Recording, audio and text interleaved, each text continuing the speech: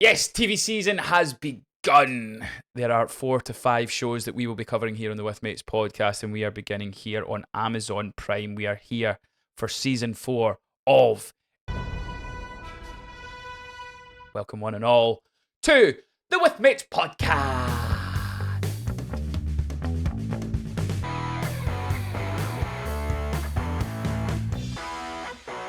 What's happening, troops, and welcome back to the With Mates podcast. My name is Andrew Grayson, your host as ever. And as I said, we are here to start our TV season run. There are 5 shows. I could be wrong. We'll count them out and we'll figure out how many shows are together. But our first stop is here, of course, to talk about Invincible. Season 4 of Invincible has now released on Amazon Prime. The first 3 episodes have dropped, and myself and the only smacky one, he is Polly Smack, Paul Stirrett. Hello, mate. Smacking good smack of the morning to you. Oh, smacky Andre lad. I was almost going for Irish there, and then I decided to go against it. Yeah, kind of went away. Oh, smack of the morning to you. Smack of the morning, and that's one I like though. I like that from that exchange. Smack of the morning to you. So yes, we are here to talk about Invincible. We're going to talk about the first 3 episodes of season 4, which have all dropped on Amazon Prime. I was lucky enough to have 5 hours on a train, so I managed to watch all 3 of those in one go. Thoroughly enjoyed them. Paul, you're up to date? All 3? Yes. Just making. I realised I should have probably made sure of this before we started recording. Oh, I thought it was just like the first half just hour, the first, the first 20 minutes. episode. Yeah, exactly. No, it's all three, all good. Yes, smashing. So, before we get into Invincible, I'm going to give you some housekeeping. As I said, there are 4 to 5 shows. So we have Invincible, we have The Boys, we have the new animated Darth Maul series, and we have Daredevil, all starting within this next kind of week, 2 weeks. So, how this is going to go is we are going to do opening episodes. So, for instance, Invincible dropped 3 episodes. If there's multiple episodes on the first drop, we will review those together on the YouTube channel. So, we are here to talk about Invincible today. Going forward, we will be moving to TikTok. We will be doing TikTok lives per episode. So if you fancy joining in the chat, it could be me and Paul, it could be me and Craig, me and Joseph, it could be all 4 of us, it could be an amalgamation, Vash could make an appearance, whoever. We will be covering each episode. However, here on YouTube and here on the podcast, we are just doing a top and tail. So we're doing the opening of the season and we will be doing the end of season review. And that's the way it's going to be. We're just so busy over April, and there would be far too much to edit and far too many times to record and probably not enough time to watch it all. But we're going to try our best to do some TikTok lives for each episode, but we will do full reviews for the beginning episode and the final episode as a season review. But yeah, first one up. We're getting on the TikTok. Yeah, we're on the TikTok. That's it. Fucking in our 40s on the TikTok. But yeah, it's good. I'm chuffed that we're busy, and it keeps us young as well. Yeah, it does. Which is important, you know. So for the whole TikTok thing, make sure you're following us on TikTok at WithMatesPod on all social media platforms. But make sure you're following us on TikTok because you can get involved in the conversation with us live while we're talking about it, and then we will clip some of that stuff up and put it up. But yes, we are starting here with Invincible. So, this series is one of my favourite series. It was put onto me by my mate Dunk. He told me to start watching it, and ever since then I fucking loved it. So, This series 4. Dunk of yours, Yes. Is he tall? Very tall, 6 foot. Is he known as the tall? No, he's known as Dunk. Right. I was He's wondering not that. if you were not secretly that. No, it's another. Like... No. It's another gormless idiot. It's not that one. And if you're watching, hi Dunk. So yeah, we're here to talk about episode 1, 2, and 3 of season 4 of Invincible, making the world a better place. I'll give you the grand tour, and I gotta get some air. Paul, top thoughts for those that haven't watched the podcast. We're going to give our top thoughts and non-spoilers, and then we'll give you a spoiler warning and get into the nitty-gritty details. Paul, top thoughts, first 3 episodes, what are we thinking? Yeah, really strong start to the series, I think. I was rather chuffed with those episodes. I think sometimes with Invincible, I feel like we can hit a lull after some of those first really good episodes, but, you know, we're into episode 3, so we're a good chunk in.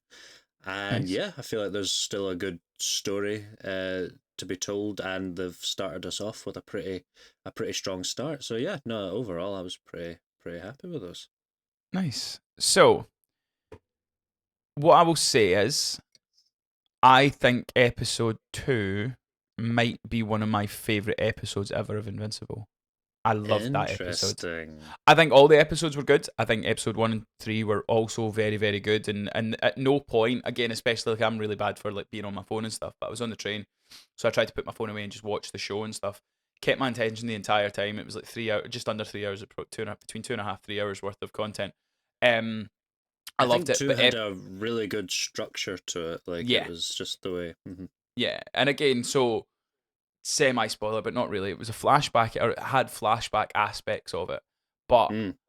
to me, what I don't struggle with it, but I think there's a lot of times with Invincible where there are so many plates spinning. So you go and see what the story is over here, and then go and see what the story is over there, and then you come back to that part of the story, and blah blah blah. This was Alan and Omni Man. That was their episode, and it focused in on that. Yes, there was a wee bit of flashback, but it focused on what they were doing, and it didn't go anywhere else. Yeah, I thoroughly enjoyed these 3 episodes. I'm so glad Invincible's back, but episode 2 for me was the highlight, and it's genuinely one Mm. of my favorite episodes that they've ever done. I might not disagree there. It was a really good episode. It was the equivalent, they've teased what those two have been getting up to, Yeah, and it's the equivalent of like Bob Ross, and he starts drawing a little smudge in the corner here, and he's like, "We're gonna come back to this little smudge a little yeah, later on," and then you like turn your head, and then all of a sudden it's like a mountain. It's like, yeah. yeah, there are no mistakes, just happy little accidents. Amazing. Right, so this is now your spoiler warning. We're With going to get into race spoiler Bob details. Ross. Oh, that's all you, mate. You fill your boots with that one. I cannot fuck. I am not artistic in the least with any of that kind of shit. But yeah, this is your spoiler warning. If you have not yet watched the first 3 episodes of Invincible, now's the time to head over to Amazon Prime or wherever you watch your shows, and then come on back to the YouTube channel and watch me and Paul dissect these 3 episodes. Here we go. Right, Slice and dice. slice and dice. So I think we should just talk about it as an overall, right? So like we can go into specifics of each episode, but I think the major themes from these first 3 episodes, and I think it was wise to release the 3 together.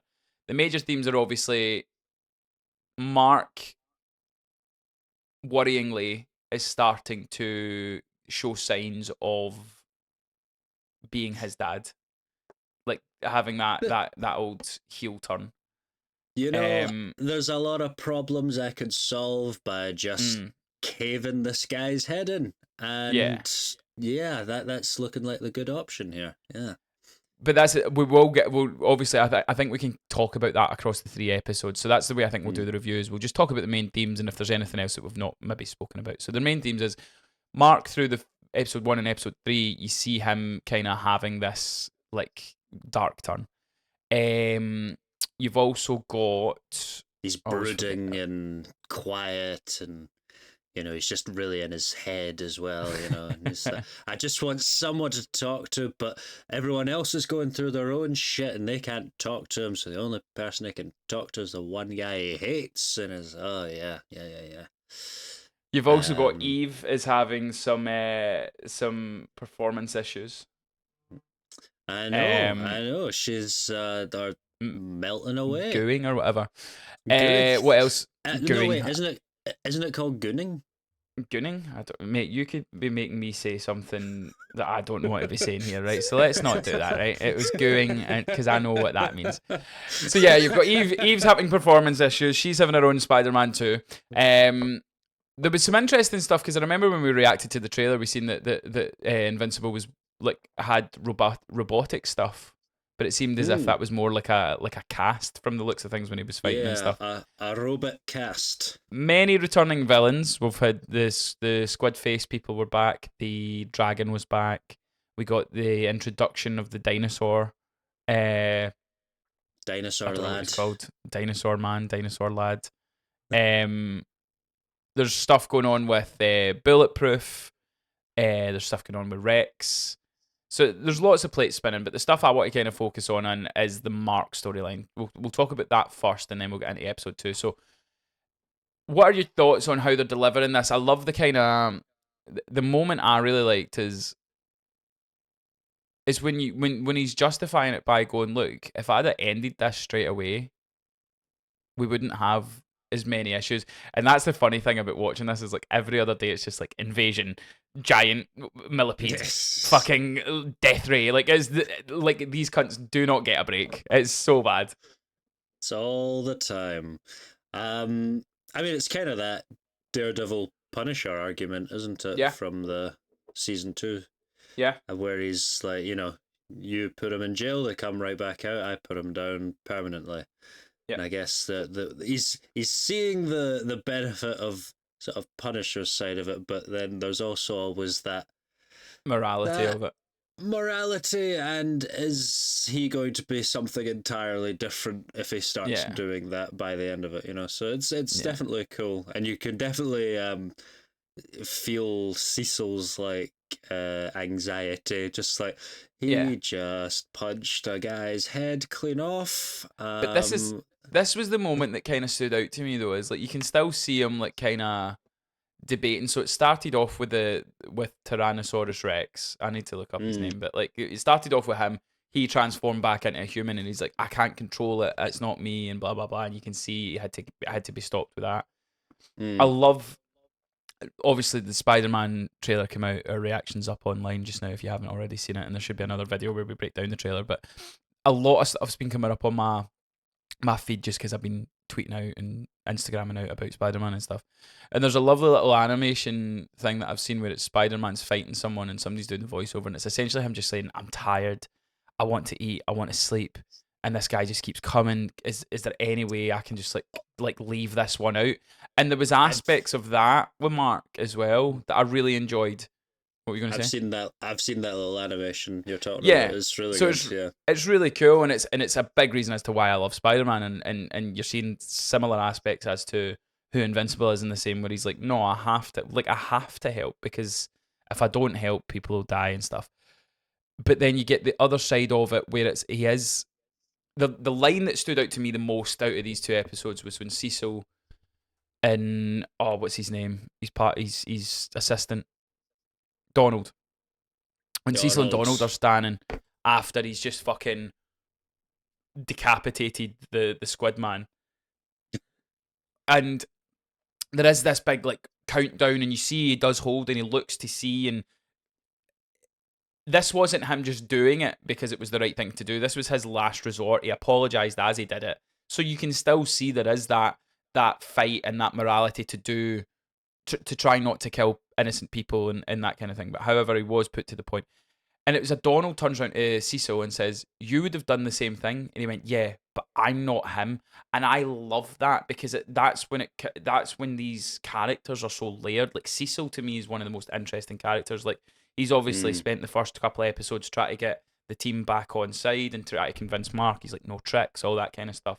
But the that moment where Donald's like, "Yeah, but you would have done it," and he's like, "Yeah, but I'm not him. I'm not a Viltrumite." But at the same time, there's stuff going on with Cecil where he kept the other Just Viltrumite. What are you saying? the conquest. Yeah, Conquest. He kept Conquest, and ultimately he escaped and went back to fucking his home planet and stuff. So Mm. he's still fucking up, but he has this like fucking authoritarian like I'm doing what's right, but you make bad choices the same way as Mark maybe makes bad choices. I find the way that it's written, and I find the levels that each character have so interesting, as well as the violence. The violence is fucking awesome, like it's mental. So, mate, I was sitting on a train, right, and I'm not joking. There was a wee boy, it was like 6 or 7, and he kept swapping seats with his mum and dad, and I'm like, he can't come and sit next to me because if he even glances at the shit that I'm watching just now, his mum and dad are going to absolutely roast me for That'll be like, what are you he'll watching? be Yeah. he'll be hooked for life. Oh well, yeah, true. He'll be fucking try to find it and watch it himself. But yeah, there's so much that I absolutely adore about this series. But in terms of the stuff with Mark, I think that was one of the strongest and most interesting thing. And you can see it as well. It's like the relationship, and this is where I'll bring in you, Paul, because you are Mr. Relationship. You love a bit of romance, and we will get to Debbie. Don't worry. The stuff between Eve and Mark, where they're both obviously having their struggles and both trying to be there for one another. Like, what did you think of that kind of stuff? Oh yeah, no, it's interesting because the first person that popped in my head when the sequin squid things were taken over, I was like, oh, probably the most useful hero here would be Eve, just because of what she could do. And then obviously, as soon as we arrive, she's like, I'm having issues. Maybe you just handle this yourself. Yeah. And then of course we get the fallout of the whole the squid stuff, and we get back and he's like trying to call her because he's just decapitated someone. Yeah. And she's like trying to create stuff and it just keeps melting away, so she's like, no, just trying to make it work. And Was she like? eventually, no, and that's my Eve impression. There we go. Mark, no. I'll work on it. It's not my best so far. This is a process, you know. It's no Michael Caine. It's no Michael Caine. You just throw things at a board, and then eventually it comes to you.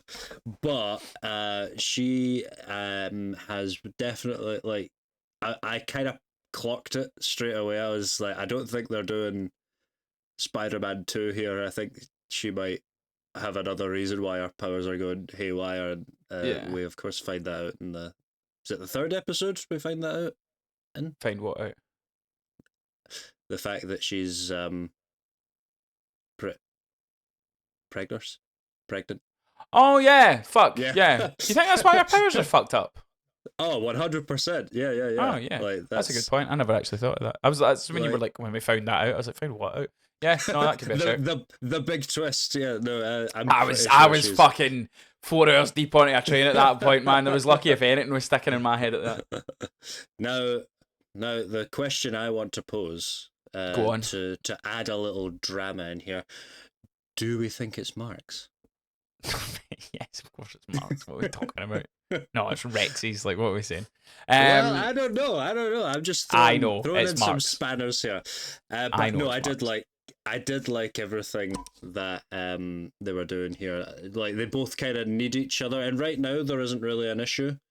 But you could see that maybe going south, you know, with her becoming more pregnant as the months goes on, and maybe Mark becoming more inward and not talking as much, maybe, and maybe feels like, because we've also got the thing at the start when they go to see our parents and they're eating, and our dad basically gives them the Gwen Stacy argument. Yeah. Of she's great, but don't put her in danger, you know. There's a lot of Spider-Man similarities as well, because I'm trying not to keep bringing up Spider-Man, but the stuff that I noticed as well is the fact that my biggest pet peeve with the old Tobey Maguire ones is I think MJ is awful. I think MJ is terrible, and I really don't like her as a person in those movies and stuff. Yeah, I'm all for that. But it's the stuff where it's like, I like the fact that she kind of understands what he's going through, and that they have each other and stuff. I also want to kind of talk about Oliver. Oliver's obviously in like full swing now. He's part of the superhero stuff, and he's never has a boy asked for more. What? Oliver.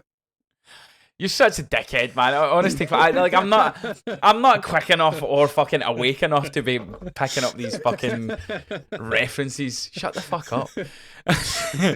That's so funny. You're such a knob.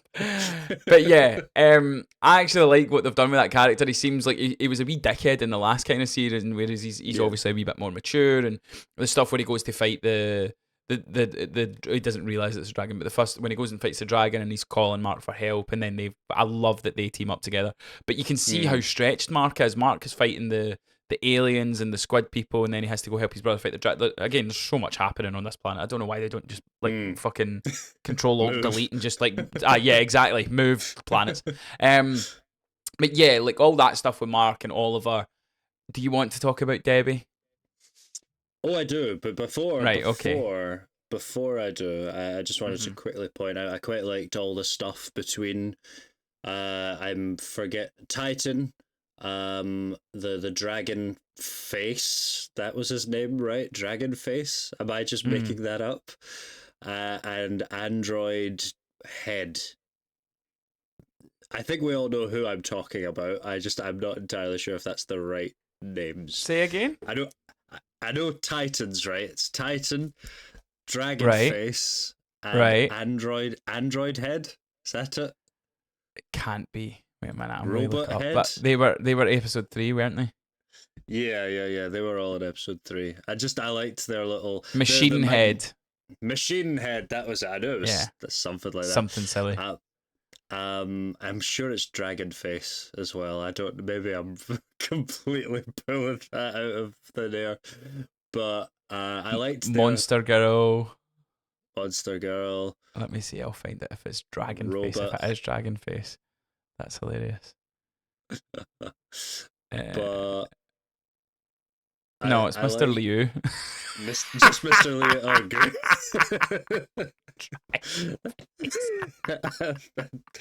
That's just my name for him. Oh, it's Big Dragon Face. Dragon Face and fucking Dinosaur Man. Yeah, we know them all. Dino Lad.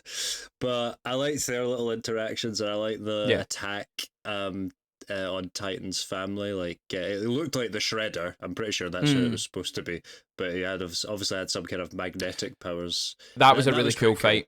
Yeah, that was a very cool fight. But this is it. Is they keep introducing these side characters that I absolutely adore, and as wee things that just kind of add up, and you get to see different powers and this, that, and the other thing. But yeah, go on, talk about Debbie, because I want to get to more important stuff, but I need to give you time with Debbie.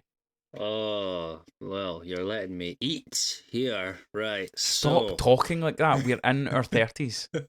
I'm trying to appeal to the younger demographic here. So they are not our demographic. I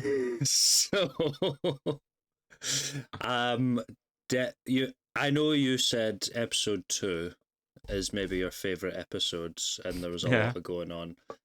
I'm debating about whether episode 3 might be mine, because probably the biggest thing happened in that episode. Do you know what it is? She decided to move in with her new boyfriend. Decided to move in with Paul. That's it. Debbie and Paul. We love it. And So honestly, odd, man. I mean, you know, she's raised Mark in that house. She's raised Oliver for all of, 10 seconds in that house.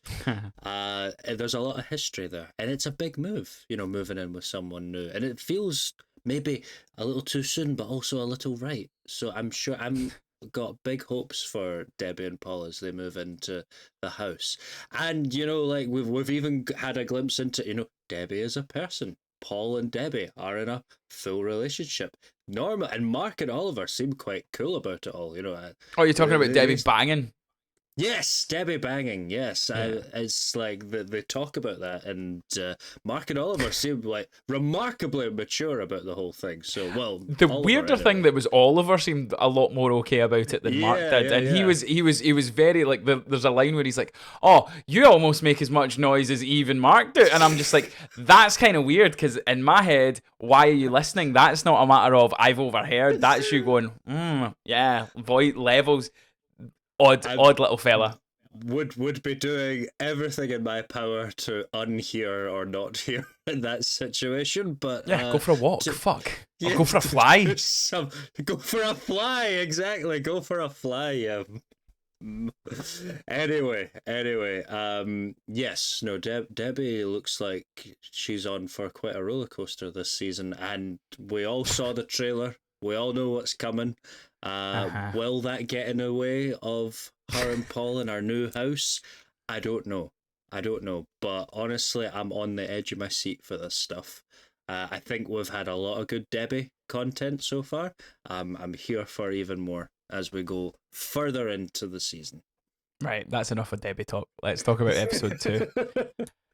So yeah, the reason I loved episode 2, I loved the art style and the way that they showed the fall of Viltrumite, like all the Viltrumites. Like I loved the obviously try to figure out who these people were, and then when you realise that it's Nolan and then his parents come and try and fight him to the death, all that stuff was really cool.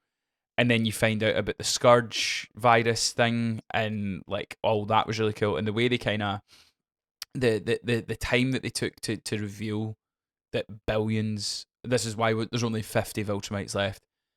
But the animation and the artistry of it became like a ring of Saturn when it was just billions of Viltrumite bodies and I stuff. really liked that. Where Wow. yeah, Yeah, and their own ring is like made of their own bodies. That's crazy. then even there's a moment where they put where there's people with like hazmat suits on that are kind of trying to take care of people, and then there's a part where Nolan goes in and it's just like a big room of gurneys essentially, and then the next scene is him getting up, that he's obviously healthy enough that he can leave, but Mm. everybody else is gone. So He's like your assumption is one they're all dead. Yeah, exactly. out of the And whole room. it's mental to me. Like, it's so cool. Like, it's something I don't think I can think of anything else that I've ever seen like it. But that was so poignant and fucking brutal to watch. And the line, the next line after that story's told is it comes out to Alan and it's Seth Rogen delivering the line going, "Holy shit, if you just made me feel sorry for your fucked up people." And I was like, yeah, like that's like you can't but help when you see that kind of number of deaths and stuff, but to feel sorry as much as like they are awful people and they've done that to multiple different planets and stuff like that. But just seeing it the way that they depicted it was I was in awe. It was nuts. But yeah, the buddy cop stuff with Alan and Nolan is some of my favourite stuff. So the fact that we got a full episode of them trying to round up people, and like they went to go and get like the guy that had the gun, and then there was different creatures and different aliens, and then you had like the ice, the frozen kind of like lizard people that were trying to eat everybody, all that kind of stuff. I loved the dynamic. They also had a Family Guy level joke in this where Nolan was trying to sleep and it kept cutting back to Oh Alan and his right, yeah, girlfriend yeah, yeah. banging all the time. That just became funnier and funnier every time they went back to it. There I was a liked it lovely wee was like the Star Trek. exact same. I liked it Yeah, was the exact same like artwork every yeah. time. Like, It was it's just a just picture. That's all it was. It was a oh picture yeah, where Seth Rogen and the lady voice actor just moaning and screaming. There was a lovely wee Star Trek reference in the loved show that. as well, which was really really cool. Really like Alan's girlfriend. I'm going to see if I can get her name, but she was a very cool character as well.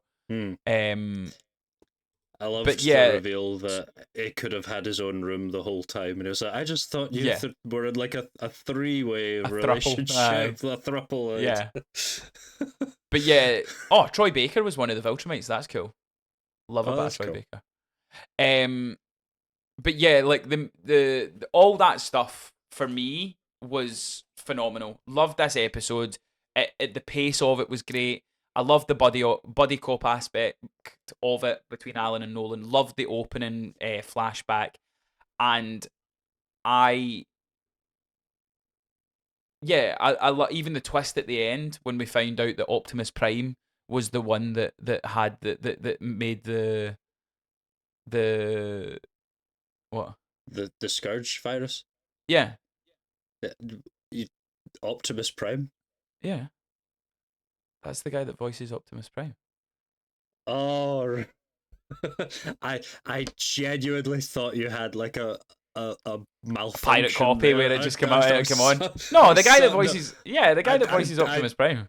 I genuinely thought you were like having trouble there, just like No, Optimus Prime. He's not no, been in this series yet. I know who I'm talking about. I can't find his name, but yeah, Thaddeus, Peter Cullen that voices Thaddeus. But he voice, Yeah, that's what yeah, he's yeah. known at. Nolan, we have to. I was like, that's Optimus Prime. So yeah, he was the one that made the Scourge virus, and he's made an even better one that's more potent and stuff. And like, loved I love the dichotomy. Check that out. Fucking word of the day, toilet paper. I love the dichotomy. I know, mate. Fucking. Sometimes I've actually got a fucking brain. The dichotomy that Nolan's going through, where he's like, yeah, I fucking hate the Viltrumites, but the Viltrumites fight with me is personal. I'm not fighting them for the same reason. Because Alan's like, oh yeah, he's going to fight with us, and he's like, no, I'm not. He's like, we'll see. I love that they got to Thaddeus and he's like, yeah, no, fuck this guy. He killed all my people. And it's like, yeah, but you want to kill the rest of all your people. Doesn't matter. It's different. This guy's whatever. So the stuff with him and he's like, keep me and my sons out of this. And then there's a point where Thaddeus is like, your son's already here. So you might as well be on this side as well. there was nothing in this episode that didn't bring me some sort of joy or entertainment or like an awe. Like just there was everything about this episode. Just there was something there that made me go, this show is fucking phenomenal, and I love the story. Yes, there's parts in different episodes. Again, I know you love the Debbie stuff. The Debbie stuff I can take or leave, but even the Rex and whatever stuff. But those kind of things, those kind of pale to this kind of shit. Like, and again, we've not really brought up the introduction of Thrag, Lee Pacey's voice. Yeah. Wow, and even Jeffrey Dean Morgan as Conquest. Like the casting for these voice actors is like stupendous. Stupendous. Okay, so look, I know nothing about Invincible lore or anything, and I know I've been guilty of this in the past with Seven Kingdoms, but is it possible that here we go is Omni Man's Varys brother? Is he Varys? No, is he Omni Man's brother? Could be. Just they'll very look at similar mustache, you know. But this is, do you know the thing that I know what you're saying, right? But the thing, you've just reminded me something as well. The fact that wherever Nolan went, they all knew he was Viltrumite because they all spoke about, did you see that mustache? And like, so they've all got them. Like, that's just a thing that the Viltrumites do. But no, he might be. I don't know any lore as well. And I'm quite glad I'm going into this blind. I wonder if you guys are watching and you've read the books. Obviously, please no spoilers. Don't be dickheads. But if you're watching having already read the books, how is this adaptation working for you? Are you enjoying it more or less than the books? Is it like, because I know a lot of people with like Harry Potter and Lord of the Rings and The Hobbit and whatever, when it's adapted for the book, they go, yeah, it's not as good as the book. I'd love to know if you out there watching are enjoying it and you have read the books. Let us know how they compare, kind of thing.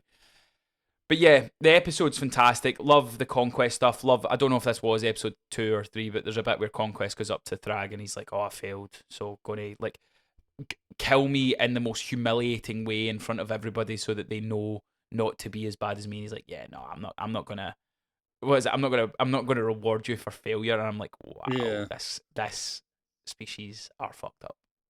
I'm kind of actually surprised with the Conquest stuff, because I think we all knew it was coming back, but I thought either they'll be able to hold him a bit longer or it'll be like a long running thing. But nope, end of episode 1, he's fully healed and he's back out. He's just like, I'm out of here. But I feel as if that's what they do with him. I feel as if that's a theme though of this show. Is just like the amount of times we're like, no, he's dead, and he's like, no, he's not dead. He's just around the corner. He's like, they're all back. I literally cannot take anyone's death in this series seriously. Yeah. They could be. They may as well just all have lightsabers and stab each other, because they're all going to be fine. But yeah, like, I think as long as you kind of turn your brain onto that, where you go, right, cool, well, they'll probably be back in some way, shape, or form, or whatever. Yeah, I think that's. I think as long as you're aware of that, I don't think it's an issue. But yeah, to me, thoroughly enjoyed it. I've loved what they've gave us in these first 3 episodes. I'm super excited. We now know Nolan's on his way to get Mark. So it'll be interesting to see Big Nolan. What happens at this point. And I do believe it goes to week to week. Earth. He's gonna come to Earth and he's gonna meet Debbie, and there's gonna be all kinds of awkward tension. Feel that tension. Does Nolan kill Paul? No, you can't kill Paul. I mean, Paul's gonna like walk in on like the two of them like talking, and he'll be like banging. He'll walk in, the two of them banging with Oliver's ear up to the door. Oh, hi, Dad. That's so not where I was going with that, but sure, yeah, why not? There's our prediction. There's our prediction, our big season prediction for Invincible. That'll be the mid-season break finale, just Paul banging fucking Debbie while Oliver. Mate, I could have said so much worse that I didn't say. Ear to one hand to his ear, the other hand maybe somewhere else. Anyway, anyway, that's what you get here on the With Mates podcast. Any predictions for the rest of the series, or is there anything that we've not brought up that you want to talk about? I think that was the best prediction, honestly. But If that doesn't I happen, I'm quite going to be so disappointed. I quite like I forget their names, but the red lizard things that were such a problem for Yeah. them. Oh, what Um, we haven't spoken about that I do want to talk about, just because it was quite a pivotal moment, it was the end of episode 3, the green alien invasion. I forget. There's probably names of these species. I can't remember it. I love the fact that they age differently, like they age quicker in their own world. So, because they like, were the season 1 I enemies, think weren't they? so. I think so. But I'm pretty sure they're the ones that Omni Man like obliterates. yeah, but I think Mhm. the thing for me is like it's playing into this theme of what Mark's going through, but it's like we need to end this because if we don't, it's going to come back and it's going to be even worse. And there's a bit where Mm. Rex talks about um we if they go back, the next time they come, they'll be too advanced and we'll lose. We need to end it and stuff like that. So they go through the portal and stuff. So you've got Monster Girl and Rex are through the portal. Oh, That's where that Mon- ends. Monster Girl and Rex. Yeah, like what's So do going you on think? there? See, I think it's interesting that they're the two that are in there. They're the Mm, two that are perpetually like children, yeah, but and that's what I was going to say. I think they'll but come but back as but they're in adults. the place that ages fast or Yeah, something. You know, like yeah. yeah. So it'll be interesting. And again, I love everything. Everything always goes through CISO, and they're like, "Why have we not made a portal just to?" Do you not think we've been trying to do that? And it's like, I love that he's on everything, and he's just like, "Yeah, we're fucking mate, we're trying our best, right? But it's not happening." It's a very interesting way to leave it because again, it's like to make predictions of this show. I think is so difficult because what enemy's coming back, what enemy's going to be new, what enemies like we don't know. Ultimately, if you look at the big through line, I'm buzzing to see the interaction between Mark and his dad. Um, give me as much Alan as you possibly can. He's my favorite character in this show. Alan is the fucking best. I love what they do with Seth Rogen in that character. But yeah, I think it's 3 of the strongest opening episodes that they've done. In fact, let me have a wee quick look and let's see how it compares to the opening 3 episodes of the other series. So I know episode 2 is something like on IMDb it's like a 9.3.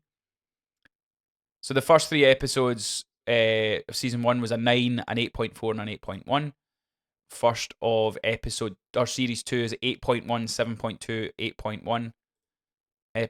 Season 3, 8, 9, 1, 8, 5, and then this one is an 8, 5, a 9, 4, and an 8, 4. So this is one of the stronger openings. They're Mm. all roughly about an 8.5, and then you've got the middle one, which is 9, 4.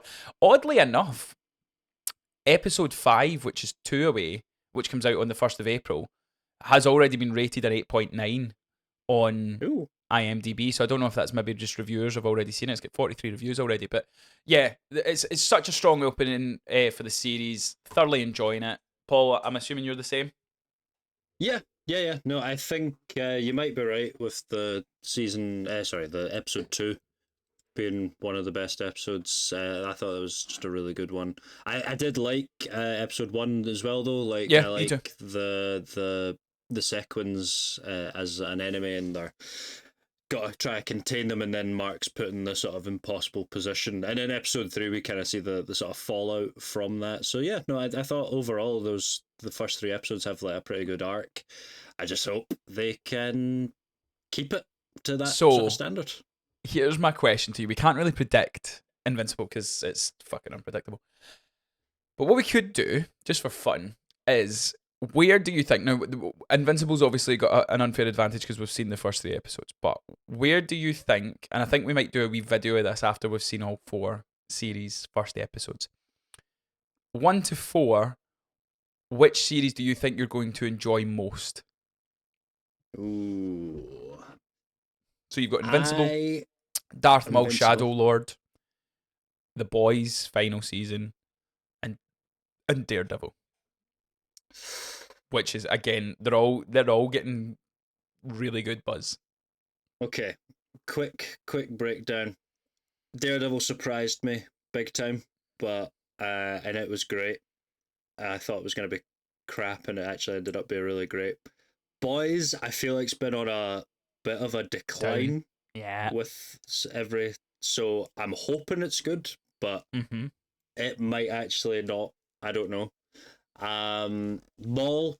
The best thing about Star Wars at the moment really is the animated stuff, except when Mm-hmm. they do the crap ones, of course. But It's the best thing, and it's apart from the shite. apart from the shite ones, but they've done some great ones like Tales of the Jedi. That Yeah. one was great. Tales of Empire and Underworld, not so much, but if they can do it to that standard, then that might be the winner. But Mm-hmm. Invincible's off to a really good start. I think it might be, for me, if they do it to the same standard, maybe Daredevil, but I'm not sure. Yeah, I think going by the buzz, because I like, and again, I get that everybody's going to come out and be like, oh yeah, it's really good, it's blah blah blah. But the things I'm hearing about Daredevil are it could be the best ever episode, best ever series, and you've got the actors saying that we've topped the "I beat you" fight. If you've Mm, watched the Daredevil series, you'll know what I mean. So, like to me, I'm like, even if that's in the conversation, we're on to a winner. So I think in order, I think my favorite will be I think it'll be Daredevil will be my favourite. It could be a flip of a coin, but I'm going to say just because of the good start, I'll say Invincible, then Darth Maul, then Boys. But interesting. I think I'll maybe do a couple of wee TikToks with that where we all give our guess. After we see the first episode of each, we Mm. will we'll do a wee guess of what we're going to do. But let us know, what is your most anticipated series. Give us your order of what you think you will enjoy most out of Invincible, Daredevil, Darth Maul, and The Boys. As I say, we will be doing a lot of reviews on TikTok. We'll be doing a lot of reviews on YouTube. We're going to try and do some movie reviews as well. Hail Mary Project is out this week. We'll try and get a wee review for that this coming week if we can. There's a lot coming out, so there's a lot to get involved with. So make sure you're following us at WithMatesPod. Make sure you're hitting the subscribe button here on YouTube, and make sure you're getting involved in the conversation. The biggest reason why we do this is because we love talking about movies with each other, but we want you guys to get involved as well. So if you've got any theories, if you've got any things like that, the only thing that we just do not want is we don't want spoilers. Don't put spoilers in the chat. Don't be a kid. But yeah, get involved in the conversation, and we will get in there. Make sure you are coming to our TikTok lives where we will be talking and breaking down all these episodes and thinking about them week to week. If you want to follow Paul, he is at Stirrit Story. If you want to follow me, I'm at Andalf the Grey. But as we always say, follow us at WithMatesPod on all social media platforms. We will see you next time. Thank you so much for watching. Thank you for listening. Let's on the main G.